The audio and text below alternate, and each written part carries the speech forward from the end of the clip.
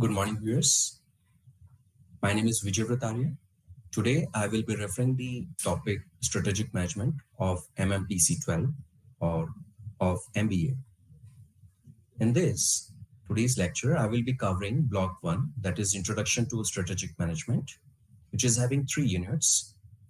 First, concept of strategy, which will be referring the meaning, nature, essence of a strategy, different levels of a strategy, importance of a strategy, and the relationship of strategy with the policies, programs, and rules of the organization.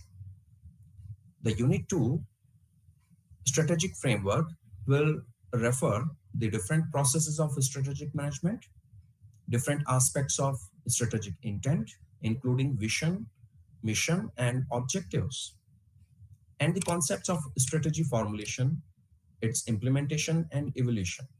The Unit 3 will refer the global context of the strategy. So let's start with the first unit, that is concept of strategy. And before we start, let's have a kind of brainstorming on the strategy. So the day before yesterday, there was a news article in Business Today, which is business tycoon Mukesh Ambani launches his FMCG offensive against Tata, ITC, and Britannia. While analyzing this particular article, it has been observed that Reliance Consumer Product Limited launched the brand name Independence, which is wholly owned subsidiary of Reliance Retail Venture. Under this brand, Independence, different FMCG products have been launched, like sugar, besan, tur dal, maybe packaged drinking water, etc. One of the important aspects that has been noticed is that it is targeting only the Gujarat region as of now. And the brand stands for truly Indian solutions for real Indian problems. At the same time, it has been articulated as Kan Kan Me Bharat, which evoke a kind of emotional attachment and instilling a sense of inclusiveness among Indians.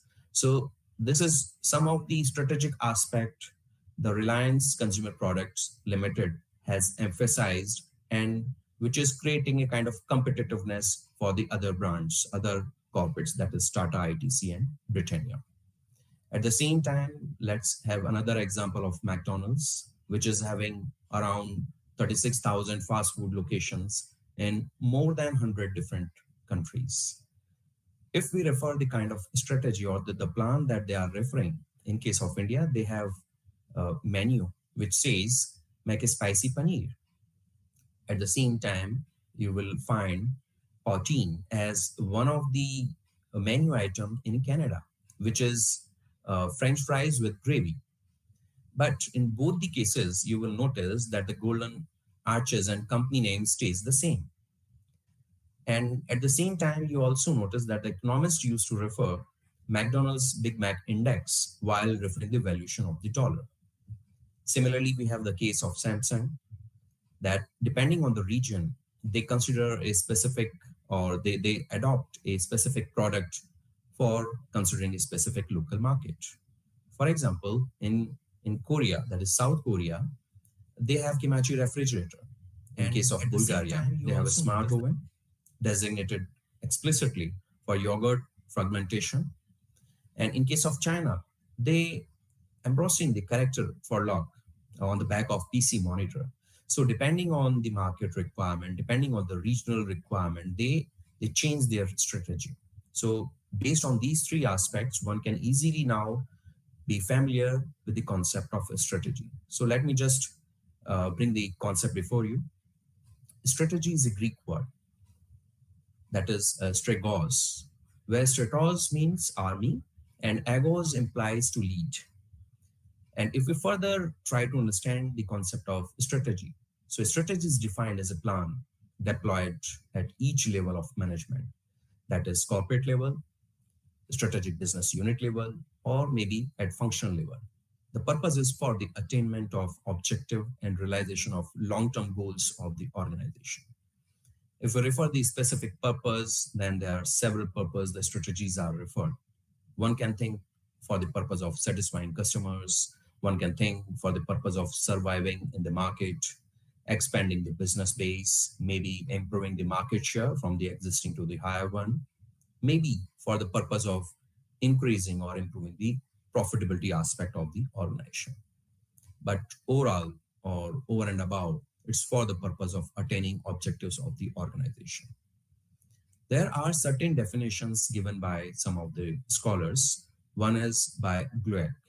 According to him, strategy is the unified, comprehensive, and integrated plan that relates the strategic advantage of the organization to the challenges of the environment and is designed to ensure that basic objectives of the enterprise are achieved through proper implementation process.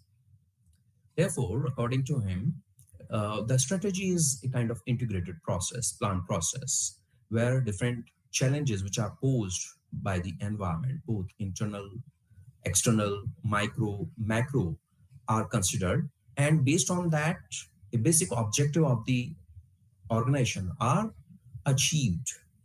At the same time, Michael Porter has also defined strategy by stating that strategy is the creation of a unique and valued position involving a different set of activities.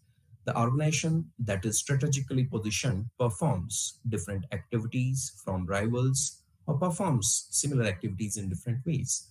So it is one of the important concept floated by Michael Porter that different either one can perform different activities, which is very challenging for the rivals, or they can perform activities or similar activities but in a different manner. If we refer some of the features of a strategy, then Mintzberg in 2005 refer five P's, that is pattern, plan, position, perspective, and ploy.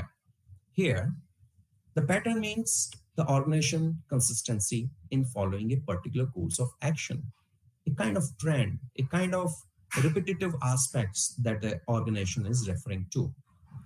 The plan, which means preparing for future or looking ahead. The third aspect is position, which is again derived from the STP, segmentation, targeting, and positioning. So within that perspective, it means positioning for a niche market or looking at external environment and based on that, defining where exactly one need to target to. And accordingly, the product or the services can be uniquely differentiated or defined. The other is perspective, which means looking at the vision of the organization or looking at internal environment of the organization. Ploy means tactic used to gain advantage over its competitor. Therefore, it creates a kind of competitive environment or an advantage over the rivals.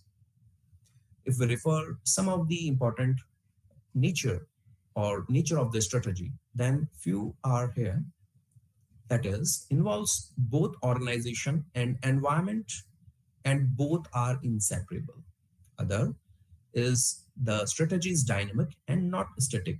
One has to keep thinking, keep changing the strategy depending on the market changes or the kind of environment as an organization one is referring to.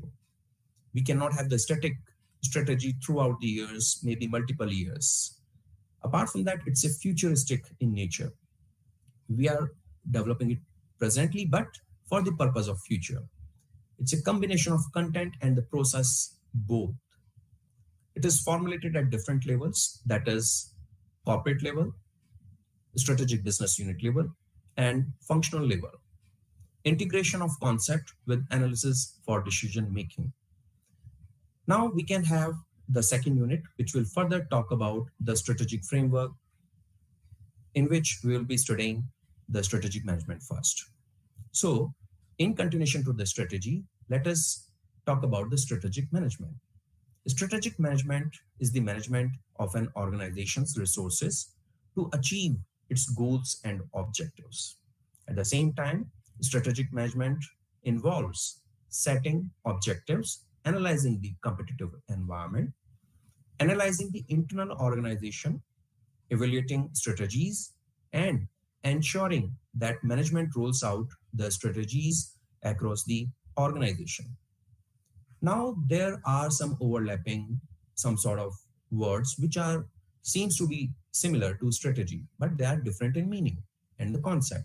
So let us have a difference between strategy and the policy. So strategy is a plan of action. On the other hand, policy is a set of rules and procedures, that is principles of action. Therefore, we can say policy is a part of a strategy. At the same time, we can also have a difference between strategy and tactics. Strategy determines the major plans to be undertaken. On the other hand, tactics is the means by which previously determined plans are executed. We can now refer to levels of strategy.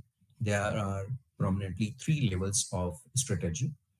One is the corporate level, where we see that the top management, that is board of directors, maybe the chief executives, decide or define the strategy. Maybe some examples are towards the acquisition decisions, diversification strategy, or maybe structural redesigning. The second level of the strategy is strategic business unit level or business unit level strategies, which are comprehensive plans providing objectives for strategic business units, allocating of resources among functional areas. Let's take an example of Patanjali Ayurveda, which is having different products lines, maybe cosmetic products, maybe Ayurvedic medicines, maybe personal care, or the food products. So considering all these product lines, if the decisions are taken exclusively for respective business unit, then it is considered as business unit level strategies. And the third level is functional or the operational level strategies, which is related to a single functional operations and the activities involved therein. Considering again Patanjali Ayurveda, the operational areas would be the marketing, finance, manufacturing, etc. Now we can refer to some of the importance of strategy, which are very relevant considering the organization or for the purpose of helping an organization. So strategy help in taking decisions on long range forecast basis. It also deal with a new trend and meet competition in an effective manner, to be flexible and meet the uncertain situation. Strategy or a kind of efficient strategy formulation and implementation results into financial benefit, that is in terms of higher profits. It also helps in clarity of direction for achieving the objectives. Managers become proactive and more conscious of their environment due to effective implementation of the strategy. The last, it improves corporate communication, coordination, and allocation of resources. Because from top to bottom, the organization is having a defined procedures, policies, and the means through which the resources allocated will be utilized. Now we can refer to the important strategic management processes. There are 6 strategic management processes. The first is creating a strategic intent. Second is conducting an environment analysis. Third is formulating strategies. Fourth, selecting best alternate strategy. Fifth, implementing strategy. Sixth, and the last, strategy evaluation and control. Now, there are different activities involved in the strategic management process. That is envisioning a desirable future position for the organization, stating the base values of the organization, analysis of external as well as internal environment, linking the organizational strengths with environmental opportunities, taking decisions regarding resource allocation, formulating alternative strategies, and selecting the most feasible strategy, implementing the selected strategy, evaluating the implemented strategy, and exercising review and control. Last, taking corrective measures whenever required. Now we can have each process, each stage of strategic management process. So first we'll be referring strategic intent. Strategic intent of an organization consists of defining vision, mission, objectives, and goals. It is the basic strategic input of the strategic management process. It explains the purpose for which an organization exists and what an organization as a whole wants to achieve. There are set of hierarchy in the strategic intent, that is vision at the top, core values and purpose which is derived from vision, then mission, then objectives and goals, and last the strategy. So we will be referring each one of them. So first we will be referring the vision. Vision of an organization is the expectation that the organization wants to fulfill. It encompasses a state or position which an organization wants to achieve in future. It showcases a futuristic picture of an organization. It aim of the vision statement is to provide an answer to the question, which is very important, what an organization wants to become. So it's a futuristic view of the organization that an organization get the answer. The other is the vision statement of an organization should be achievable and measurable too.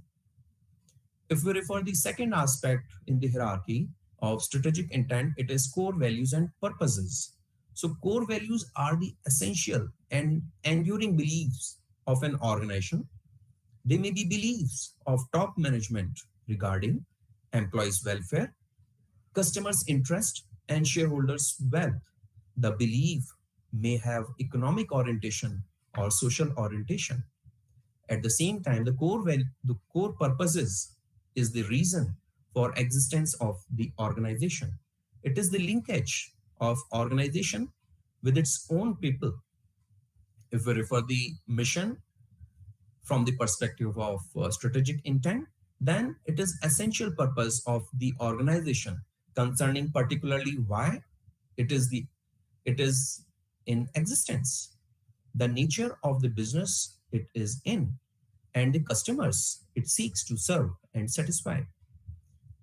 Mission also highlights the market target by the organization, technologies adopted, and product and services to be offered. A mission segregates the organization from the other organizations in an industry. The aim of the mission statement is to answer the question, which is again very important. What an organization does. If we refer some of the components of mission statement, then there are around 9 such components identified from the perspective of mission statement, which may include markets, technology, survival, growth, profit, philosophy, self-concept, public image, employees, products and services, and the customers. We can have now the objectives and the goals from the perspective of the strategic intent. So objectives and goals are a measurable form of targets which an organization wants to achieve. At the same time, goals are the achievable outcomes which are made for long term and specify what is to be achieved in broad sense. If we refer objectives, then they are short-term in nature, short-term actions, which includes specified tasks required to fulfill long-term goals. Objectives and goals should be drawn in line with the mission statement. So we can see that the mission is something prime over the objectives and goals. Now, there are certain objectives which are, according to Peter Drucker, which should be set. There are certain areas which have been identified. So which says that what are the different objectives which should be set.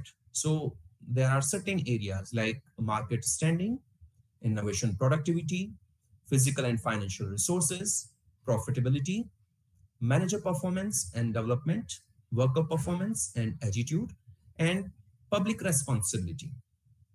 If we refer the second stage of the strategic management process, then it is strategic analysis. Sometimes we also call it internal and external environment analysis. The major components of strategic analysis are conducting the environmental analysis, assessing the existing strategies to check whether they fulfill the goals or not, to evaluate various strategic alternatives, also adopting the most viable strategy.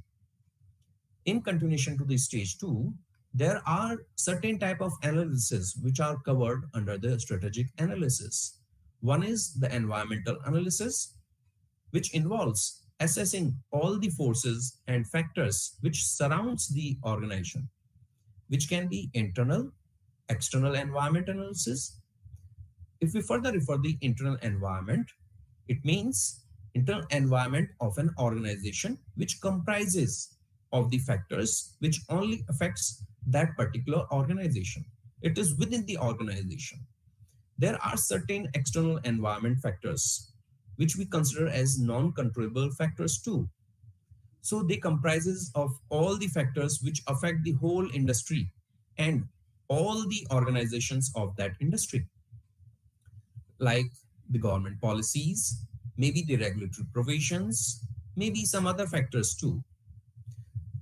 The other type of strategic analysis is SWOT analysis, that is strengths, weaknesses, opportunities, and threats. Threats. So evaluating these aspects from the organization perspective, the internal environment is considered as prime. At the same time, another analysis is referred as pestle analysis, which considered some of the factors like political, economical, socio-cultural, technological, legal, and ecological environment. And it's a technique used for analyzing the external environment. We will be talking about pestle later on. Then in stage 3 of strategic management process, the concept of strategy formulation is there. It involves developing strategies at various levels of business and organization, that is corporate level, business level, and functional level. The different levels of the strategy involves different strategic alternatives for different objectives of the organization. Here, the manager formulates strategies in response to external as well as the internal environment. If we further refer the strategy formulation levels, then again there are three, although we have referred them earlier. So we can skip this part and we can refer the stage 4, that is strategic choice within the strategic management process. So once the strategic choice is like a decision making process. So based on the analysis, that is strategic analysis, now the situation is, or the stage is towards selecting or having a choice over the different analysis. In this case, a decision making process which looks into the following steps. One is focusing on strategic alternative. Second is evaluating strategic alternatives. And then considering decision factors like objective factors and subjective factor. Finally, making the strategic choice. There are almost three objective ways to make a choice. One is corporate portfolio analysis, competitor analysis, and industry analysis. If we refer the corporate portfolio analysis, then it's applicable to those businesses primarily which have more than one business units. I'm talking about the strategic business unit. So this analysis can be done by using any of these 7 technologies referred here. That is experience curve by product life cycle concept, by Boston Consulting Group growth share metrics, that is BCG metrics. Another GE McKinsey 9-cell metrics, space diagram, Hoffer's product market evolution metrics, or directional policy metrics. Apart from that, the other strategic choice can be referred from the competitor analysis point of view, where majorly one or few competitors are referred from the perspective that what they have and what they do not have. Apart from that, the industry analysis is also referred as important, but in that particular case, all the competitors are taken together within the industry, and it is considered. If we refer the stage 5 of strategic management process, then it is strategic implementation. In that case, whatever choices or whatever strategic alternatives you are having, based on that, now it's a matter of implementation. So strategic implementation is the process of converting strategies into practices. That is execution and activation. There are almost 7 stages which are involved in terms of strategic implementation.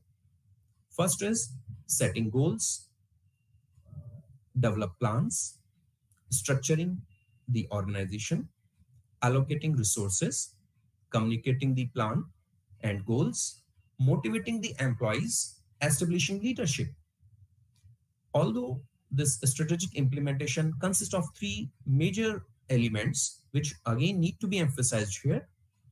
First is operationalizing of strategies, which means setting up of targets and plans, objectives, allocation of resources, and communication of strategies. The second element is institutionalization of strategies, which means establishing the organizational structure and leadership in such a manner that the strategic objective can be achieved.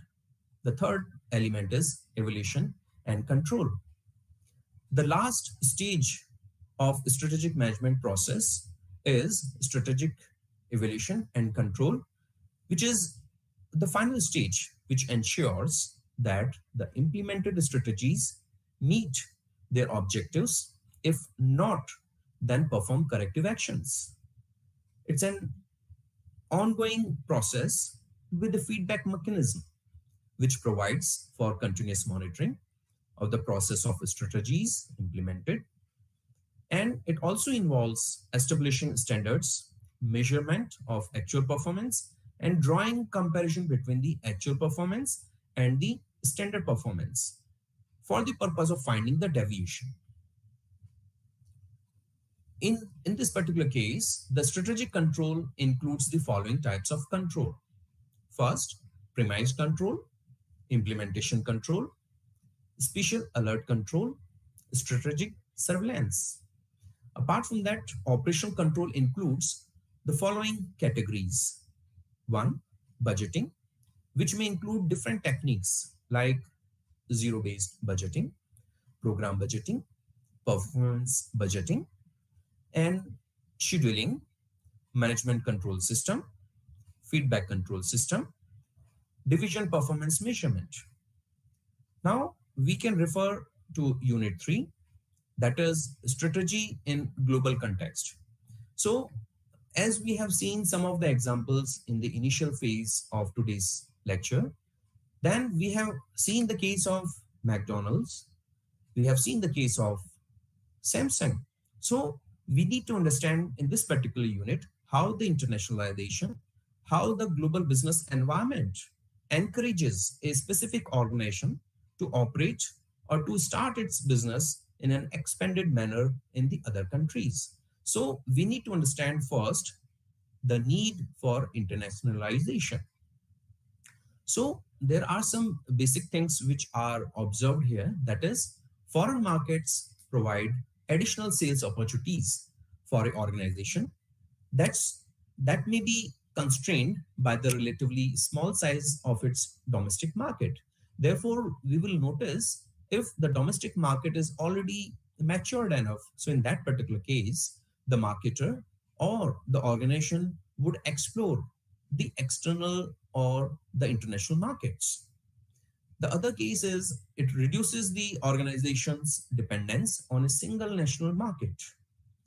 Apart from that, it provides opportunity to earn a return on large investments such as plant and capital equipments or research and development, or enhance market share and achieve scale economies, advantages of locations, extending the product life cycle, securing key resources, and using low cost labor.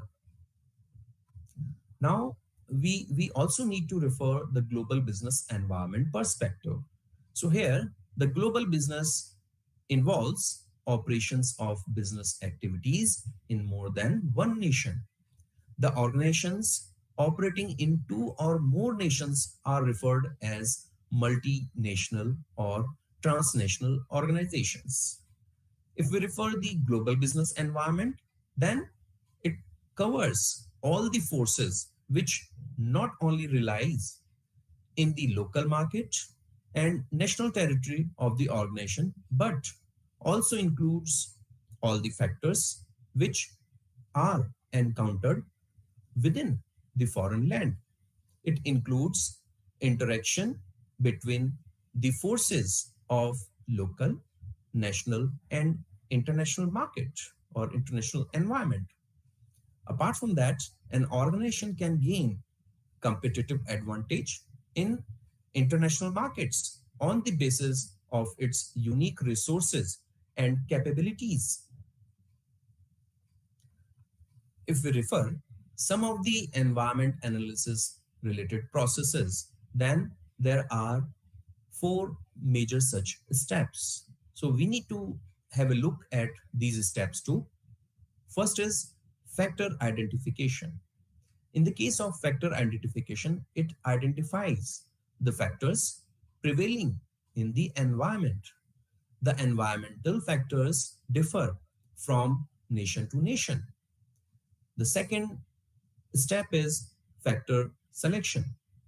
So in this particular case, the selecting the relevant factors and analyzing the related variables to forecast the effect of such factors on the business. The third step is variable analysis, which includes profiling the factors according to the position and negative aspects it can create for the business. The fourth step could be strategic positioning, which determines a strategic position based on analyzing the environmental threats and opportunities and organizational strengths and weaknesses. One of the important analysis from the perspective of the organization is pastel analysis. So in this diagram, you can easily see that P stand for political, E stand for economic, S stand for social and cultural, T stand for technological, L stand for legal, and E stand for the environmental or ecological analysis. So from this perspective, almost six major environment factors are considered, analyzed. In the case of political, there are few aspects. For example, the tax policy of the government. If it is highly rigid, it is very high. So in that case, the internationalization or global presence might be a bit difficult. At the same time, labor law.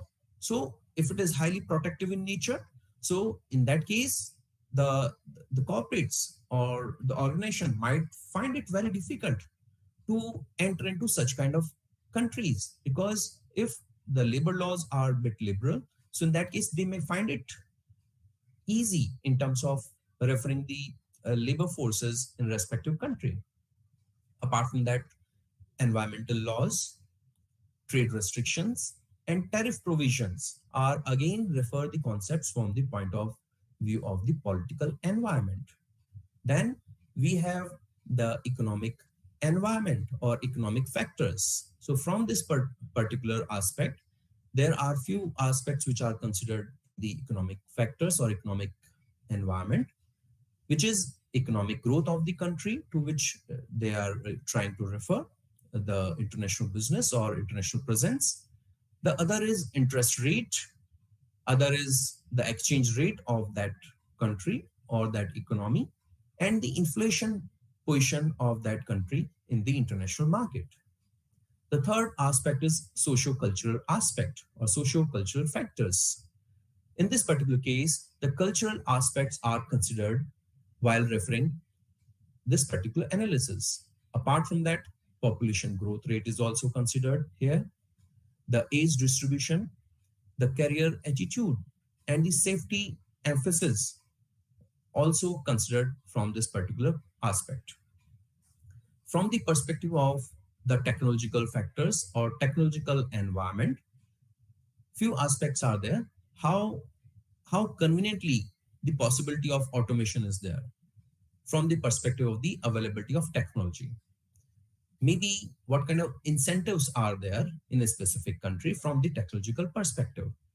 What is the change rate of technology? Is it very quickly changing? The technology is changing very quickly, or maybe the existing technology are going to be obsolete in near future. So that aspect is again considered, and the kind of R&D facilities or activities in respective countries also considered very prominently. Now, from the perspective of the legal environment, certain laws or legal perspectives are considered in the pestle analysis, like discrimination laws, consumer laws in respective country, antitrust laws in a specific country, employment provisions and laws in a specific country, health and safety laws in a specific country.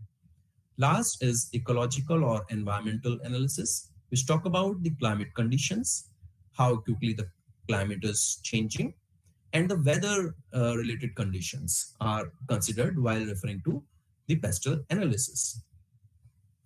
Now, we can refer to some of the global strategic alternatives which are considered while referring to the global business environment.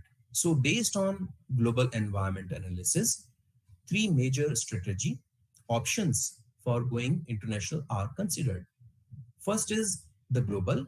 So in that case, very commonly, two good examples are there, Microsoft and Procter and Gamble. So in this particular case of global alternatives, we notice that global perspective offers standardized products and uses integrated operations. So another example is of iPhone, which we notice that for all world markets, one that can be produced and sold in any country.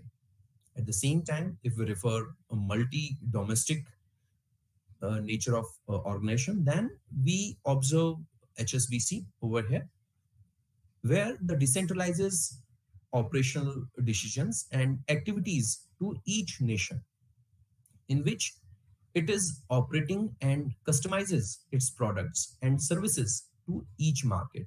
So as an example, we have considered HSBC. So it's a foreign bank.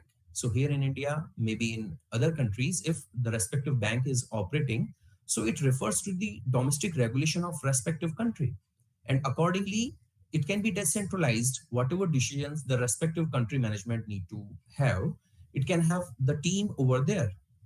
Similarly, another example is McDonald's. It adjusts to the cultures and consumers of their host countries. In the European countries, you will find that the menu might include the food items which can be made up of beef or pork.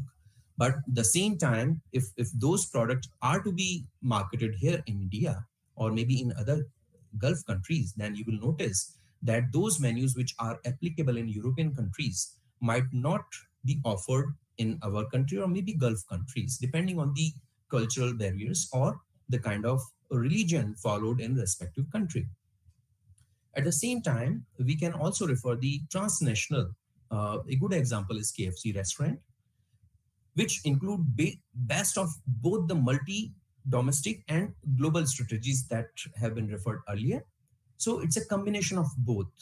And in this particular case, the integrating operations are globally referred, while tailoring products and services to the local market. In this particular case, the concept is thinks globally but acts locally. Another good example is Coca-Cola in this case, which sold in more than 200 countries, but at the same time, it retains exactly the same beverage formulation in each country, although the label may reflect the local language, but the logo and contents remain the same. Now, we can refer some of the modes of entering into global market. There are many such modes like exporting, licensing, franchising, strategic alliance, acquisition, or say joint venture.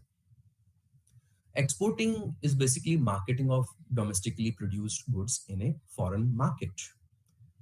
The other concept of entering into global market as an important mode is licensing that give permit to an organization in the target nation to use the property of the licensor, such as the trademarks, patents, and production techniques. So, in this particular case of licensing, the licensee pays a fee in exchange for the rights being utilized by him to use the intangible property and possible for technical assistance. The other mode of entering into the global market is joint venture.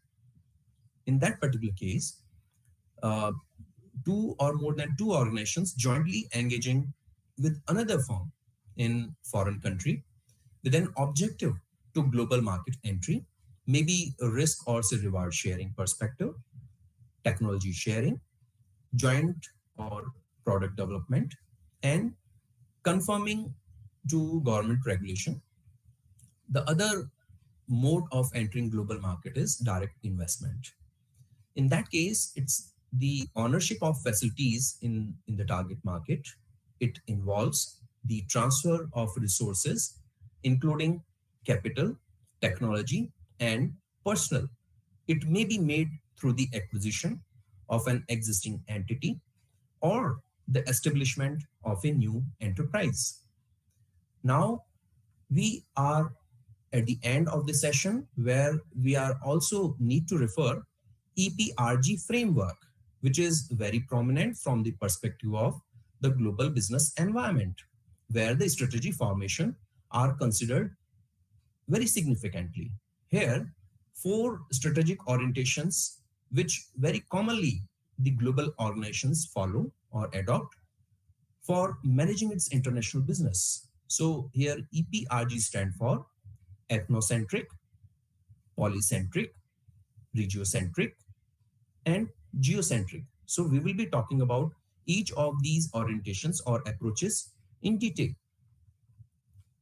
So let me just first discuss the ethnocentric, which is also known as home country orientation.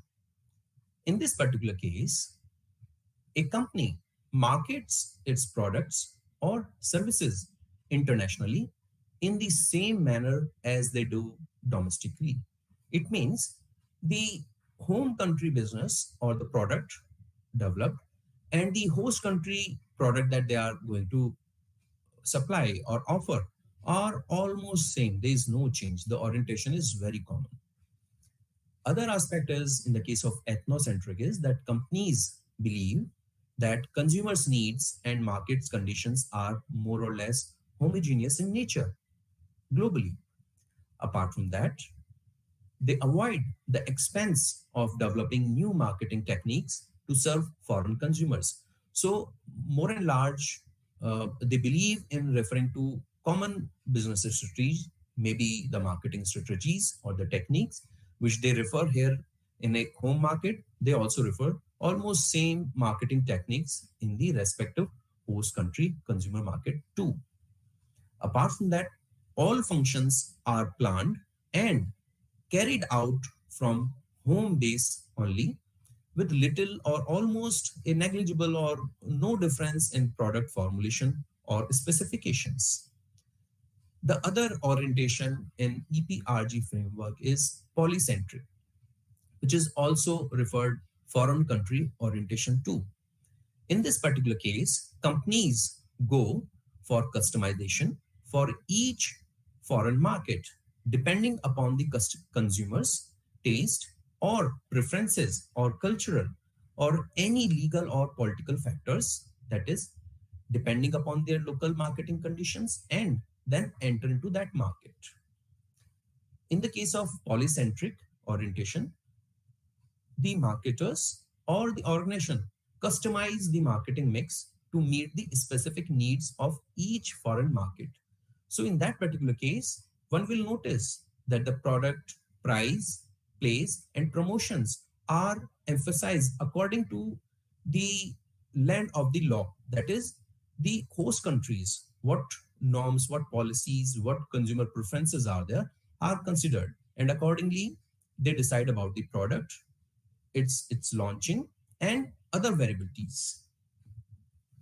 The third type of EPRG framework is regiocentric, or we also call it the similar market conditions or orientations. In this particular case, the target a group of countries which is having almost similar market characteristics and then enter into the market. So in that particular case, if a organization is referring or is from a market A, so in that case, similarities of market A is explored in global market.